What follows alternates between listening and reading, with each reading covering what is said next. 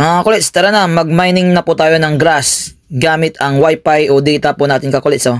Kulits, yan po na-mine ko ngayon. Connected po sa wifi po namin. Yan po kasi yung na-mine ko, nagsimula po ako November 8. Yan kulits.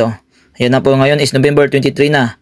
Yan po kakulit. May matataas at maliit lang na mine ko kasi depende po dun sa wifi. Tapos yan po kakulit, yung pinindot ko na yan, yan po yung extension na dapat i-install nyo, na i-on nyo para siya mag-mine kakulit. Yan kakulit. Mag-mine na po tayo. Tapos yung rewards na yan, yan po yung ipok 1 ko po mula October 14 to November 14. Yan na po yung na-mine ko. 1 day and 22 hours lang. Yan kakulit. 8,450 na ang na-mine ko. Tapos ngayon, ipok 2 na siya. Yan kakulit. Yung date na yan, nagbabago po yung kakulits. Pinapinalas na yan. Kaya 21 hours lang Pero mine na mine akong 3,830. Yan kakulits Kaya mag-mine na po kayo kakulits gamit ang internet po natin. Ngayon is 2